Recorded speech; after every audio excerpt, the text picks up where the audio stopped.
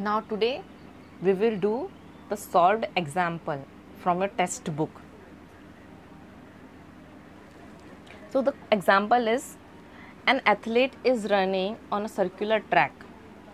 He runs a distance of 400 meter in 25 seconds before returning to his original position. So what is his average speed and velocity? एक athlete है जो कि एक circular track पे दौड़ रहा है. अब उसने कितना डिस्टेंस कवर्ड किया? 400 मीटर 25 सेकेंड में. तो you have to calculate the average speed and velocity of that athlete.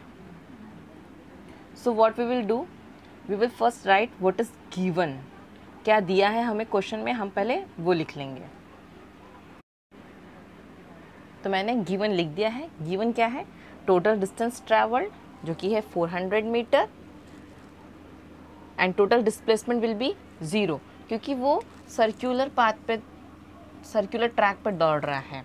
तो वो ऑब्वियसली अगर इस पोजीशन से स्टार्ट हुआ तो वो वापस से घूम के इसी पोजीशन पे आएगा. तो डिस्प्लेसमेंट कुछ हुआ क्या? नहीं. तो डिस्प्लेसमेंट क्या होगा? 0. Total time will be 25 second. It is given in the question that he has traveled 400 meter in 25 seconds. Now you have to calculate average speed and average velocity.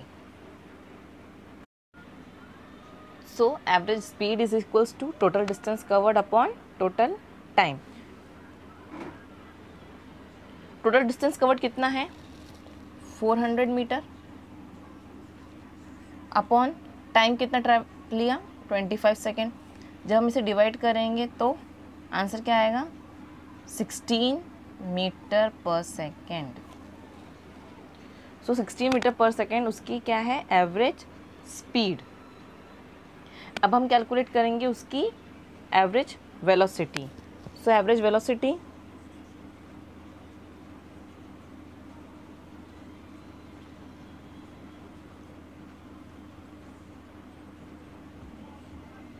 Is equals to total displacement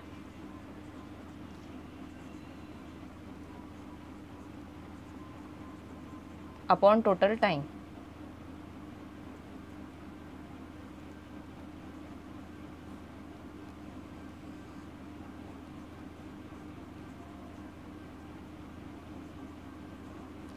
total displacement कितना है? 0.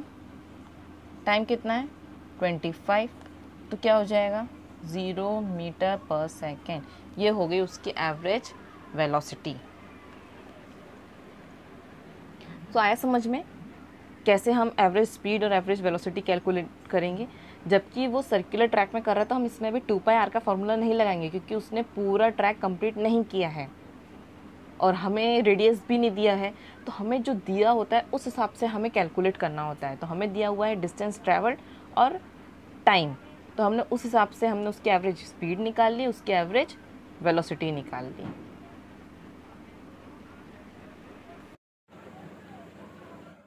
आते हैं हम लोग next example पे.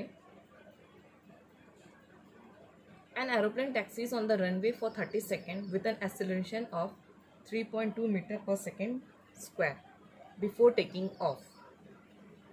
How much distance would it have covered on the runway?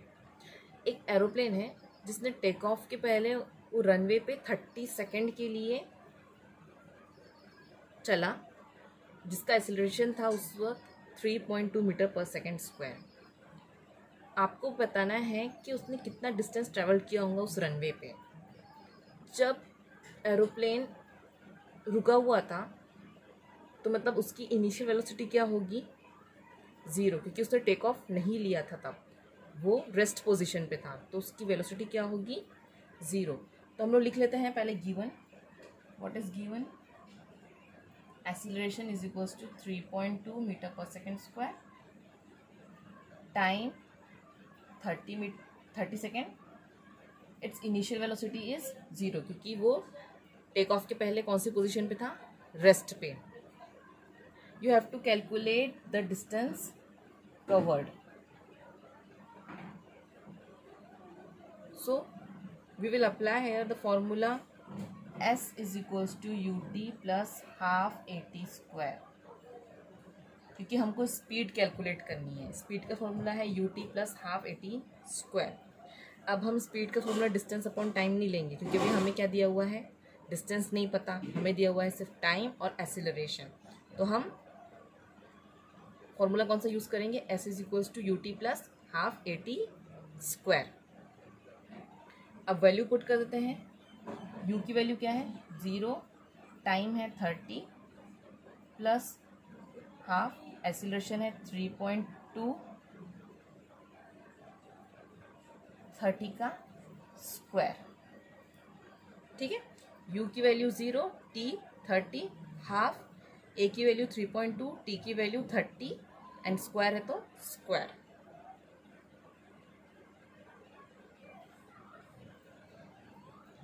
Thirty into 0 तो 0 हो जाएगा, प्लस 2 1 ज़ा 2, 1.6,